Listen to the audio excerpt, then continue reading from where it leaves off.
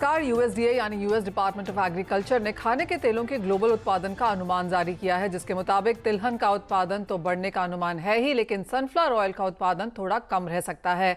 इस पर कैसी रह सकती है खाने के तेलों की चाल, जानते हैं जीजीएन रिसर्च के मैनेजिंग पार्टनर नीरव देसाई से। नीरव, आपने भी यूएसडीए का डेटा पढ़ा ही होगा, क्या एक्सपेक्टेशंस हैं, क्या रेपरकशंस दिख सकते हैं इसके? सो बेसिकली यूएसडीए का ये जो रिपोर्ट है जनरली बहुत ज़्यादा इम्पोर्टेंट इस मंथ का नहीं रहता, because the yields are generally set. Crop harvest को एक महीना हो गया रहता है। सो जनरल जो एक यील्ड एंड प्रोडक्शन के ऊपर का डेटा होता है, इसमें बहुत मेजर चेंज नहीं आता है।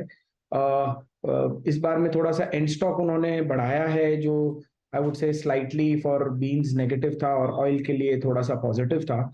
बट उसके साथ में यूएसडीए से ज्यादा मैं बोलूंगा एमपीओबी में जो रिपोर्ट में 2.4 मिलियन टन का स्टॉक आया है मलेशिया का, वो थोड़ा मलेशिया के लिए स्लाइटली बेरिश है। बट सामने इंडोनेशिया का स्टॉक जो 8.5 मिलियन हो गया था आफ्टर एक्सपोर्ट बैन, और एक जो मेजर पैनिक हो गया था, वो भी हमने गापकी कॉन्फ्रेंस में देखा कि Indonesia is come in comfort zone. Now they are around 4.5 million ton of stock.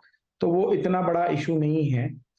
I would say कि मार्केट एक कंसोलिडेशन में चल रहा है, और सनफ्लावर का भी जो सप्लाई चेन है वो एक अब डिस्टर्ब सप्लाई चेन हो गया है। अभी तक तो बायर्स ओनली यूक्रेन के कार्गो के लिए थोड़े से कंसर्न थे, बट अब बायर्स रशियन कार्गो की सेफ्टी के लिए भी कंसर्न है। तो आई थिंक सनफ्लावर अभी आने वाले कुछ समय तक थोड़ा सा टिपिकली रहेगा। दो सनफ्लावर ऑयल यस्टरडे और today is coated sometimes of the market $10 to $20 lower than bean oil also। पर ये जरूर है कि बीन ऑयल की सप्लाई एक स्टैंडर्ड सप्लाई है, या सन ऑयल की अर्जेंटीना से सप्लाई एक ज्यादा स्टैंडर्ड सप्लाई है। सो आई वुड से मार्केट एक मेजर रेंज में चल रहा है, 4000 से 4400 बीएमडी में।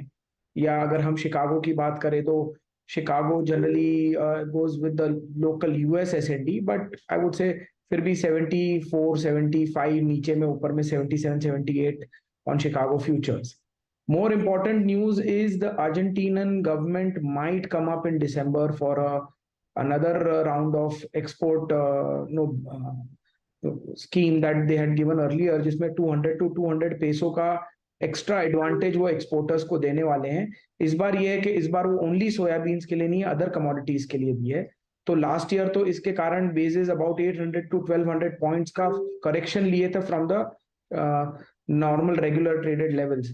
इस बार ऐसा नहीं लगता है कि उतना ज्यादा रिएक्शन आना चाहिए, क्योंकि सोयाबीन लास्ट टाइम फार्मर ने अच्छा बेचा था, और इस बार अदर जी। कमोडिटीज में भी ये अवेलेबिलिटी है।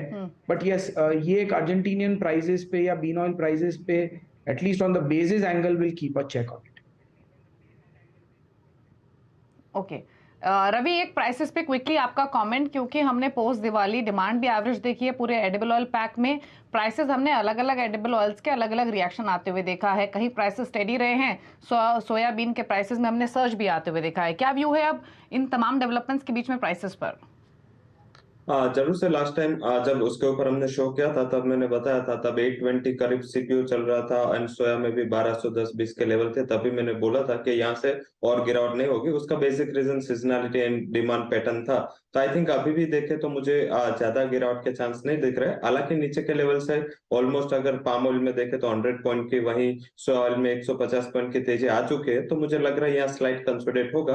पर ट्रेंड में अभी भी मुझे लग रहा है कि जब तक क्रूड के प्राइसेस का रेफरेंस पाम ऑयल लेता है एंड जैसे फोसिल नॉन फोसिल का जो मैट्रिक्स चेंज हो रहा है, आई थिंक अभी बॉटम बन चुका है। 800 बिलो प्राइसेस अभी एक पास्ट हिस्ट्री हो चुका है। तो मुझे लग रहा है कोई भी गिरावट पे पाम ऑयल पे ध्यान रखना चाहे 880 से 870 के लेवल अट्रैक्टिव बाइंग जोन होगा। डाउन साइड 850 का लेवल स्टॉप लॉस रखे, एक्सचेंज में नहीं है तो आप वैसे फिजिकल मार्केट में ध्यान रख सकते हैं। मुझे पाम ऑयल में 930 से 950 तक के टारगेट दिख रहे हैं। वहीं सोया ऑयल में मेरा मानना है कि एक बार 1450 तक के लेवल दिखने चाहे, मीन्स करंट लेवल से अभी और से 3 से 4% की तेजी मैं एक्सपेक्ट दोनों edible oil CPO as well as soya oil में कर रहा हूं।